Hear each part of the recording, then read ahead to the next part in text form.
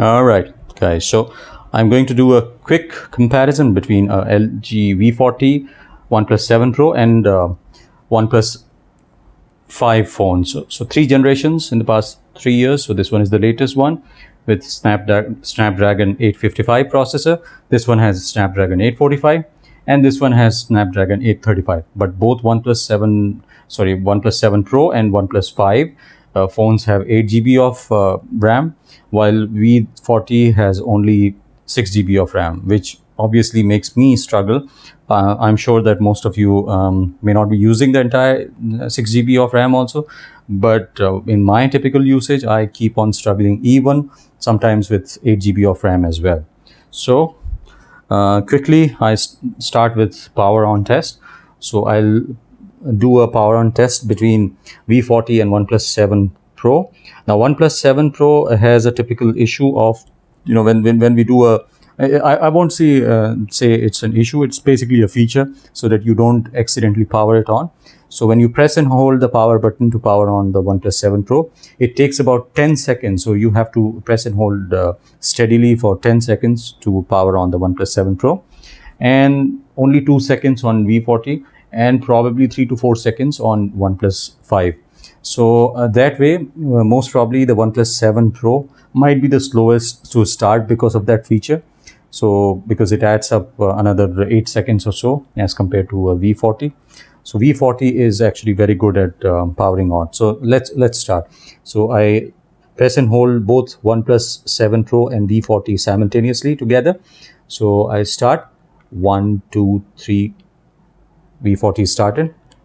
Now OnePlus 7 Pro started. Now I'm doing a power on of OnePlus 5. So OnePlus 5 took about 5 seconds to start. Now V40, since it was just booted up, so it's very fast to boot. It's much faster than a OnePlus 7 Pro. And now OnePlus 7 Pro is up. Let me quickly put pattern on them. There you go. OnePlus 7 Pro, this particular animation I really like. And I have the same pattern here on OnePlus 5. But of course, there's a day and night difference between OnePlus 7 Pro with 90 Hz of refresh rate as compared to OnePlus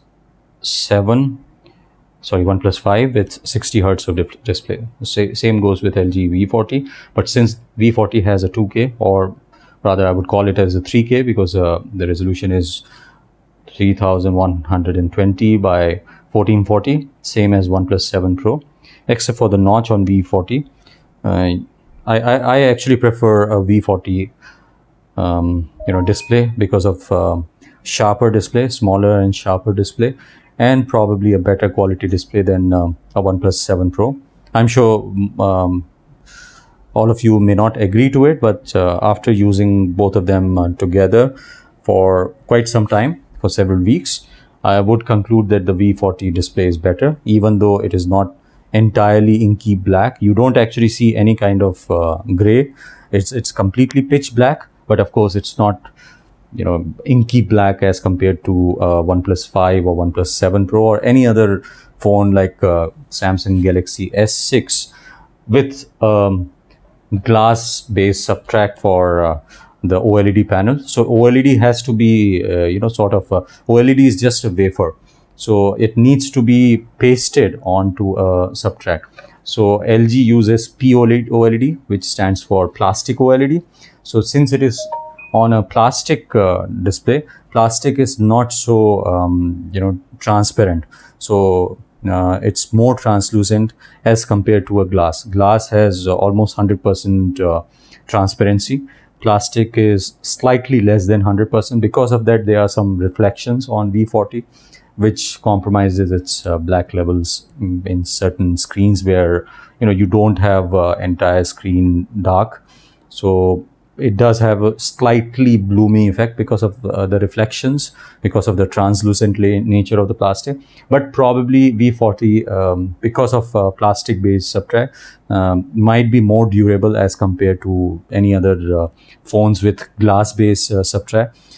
because I have actually been able to break the screen of a Samsung Galaxy S6 once. So it gets easily broken, even if there's no damage on the front glass. The inside wafer, which is on a very thin glass, it actually gets broken up. So when you drop the phones, which may not happen on a V40 phone because it is on a plastic substrate, so which makes it almost indestructible, I would say. So I haven't done a drop test, so I cannot really comment whether it will happen or not. But yeah, I would say that that can be basically a plastic based substrate might be a more durable substrate as compared to glass based, which Samsung makes. So LG, so far all the phones what they have launched with their own OLED panel. So currently OLED panels are manufactured only by Samsung and LG. So other than LG phones, all other phones essentially, as far as I know, they use Samsung panels. So they are glass based. So of course the Black Sankey, which is not true on a true RGB panel, which I have seen only on a Samsung Galaxy Note 2, which has a bright gray background, almost as close to a top quality LCD display. So which is disappointing. But Note 2 is the only mobile display panel, mobile OLED display panel I know, which has a true RGB substrate. But otherwise, these are all diamond matrix, so almost pentile matrix display. So the text is not as sharp in these displays. So like this one is a full HD display on OnePlus 5. But if you compare it with display with LCD panel, full HD LCD panel, and if it is a IPS display like those of iPhones or something, this display is not as sharp as those LCD panels, because LCDs are almost always true RGB panels. So it has got RGB subpixels for each pixel. So you have more number of pixels for the same resolution. So that is covered and compensated by the 2K or 3K display on the LG and OnePlus 7 Pro. So which is quite sharp in its own regards, even if it is a diamond matrix or pentile display. So anyway, enough talking about the displays. Now talking about the design, I actually prefer this conventional design of OnePlus 7 Pro or OnePlus 3 or 3T, because it has got a front mounted fingerprint sensor, which is very fast. So I just shut it down and just press, it's unlocked. So it doesn't take any lag. Basically there is absolutely no lag as long as I press. Now let me go, it gets instantly unlocked. So in comparison, V40 is not very far-fetched. So let me press and hold, 1 2 3. So there is a lag of about 1.5 seconds, I would say, in V30. So OnePlus 5 is fastest here. Now OnePlus 7 Pro is slowest because it has in-display fingerprint sensor. So right now in the off, I first need to power on the screen display by tapping on it, and then do a unlock. So it's almost close to LG V40. So it took about 1.5 seconds.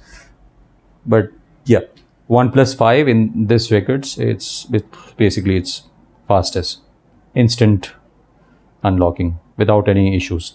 Now I have issues having fingerprint scanner on the back, because while I'm driving, or there are many instances like when the phone is currently put here, to unlock this phone I'll have to put pattern or something, or I'll have to pull the phone and then unlock it like this. So while driving also, I have to put my fingers behind to unlock the phone, which is quite uncomfortable and probably dangerous while driving, as compared to OnePlus 7 Pro or particularly OnePlus 5. OnePlus 5 is simplest, just put any finger here, so it basically unlocks. So let me try with this finger, same thing.